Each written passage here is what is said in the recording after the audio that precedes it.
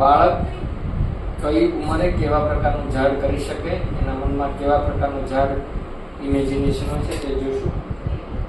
5 વર્ષ સુધીનું બાળકનું ઝાડ આ પ્રકારનું હોય છે.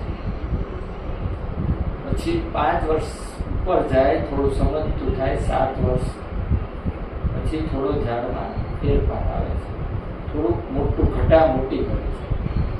પછી એથી મોટું 10 વર્ષ સુધીનું જાય ત્યારે કોઈ ચિત્ર દ્વારા અથવા કોઈના ગાઈડન્સ દ્વારા ઝાડ કરે છે બાળક, ત્યારે ઝાડ આ રીતે કરે છે.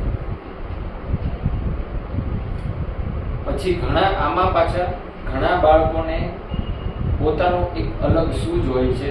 7 વર્ષ સુધીમાં એવો ઝાડને આ રીતના પણ ચિત્રે છે.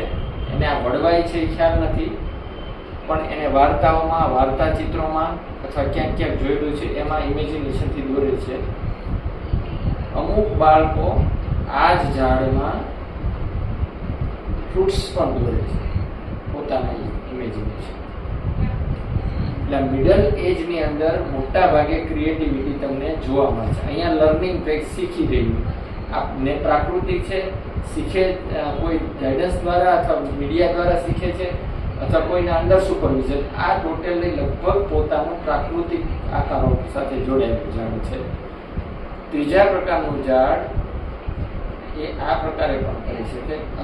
ફ્રૂટ ઉપરાંત અંદર પણ ડાળી કરશે બાળક. હજી એક કોઈ બાળક આ ઝાડની અંદર જો કોઈ કહેશે, શીખવશે અથવા કોઈ મીડિયા અથવા વાર્તા ચિત્રમાં જોશે તો અહીંયા હોલ પણ કરતા જોવા મળે છે.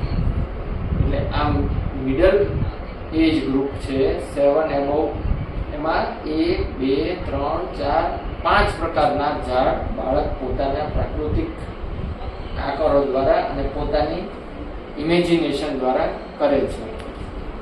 આમ જેમ જેમ વૃક્ષમાં વેરિએશન, ચિત્રમાં વેરિએશન લાવવું હોય તો બાળકને વધુમાં વધુ જંગલો, ઝાડ વચ્ચે જીવવાનું શીખવશો. All the best.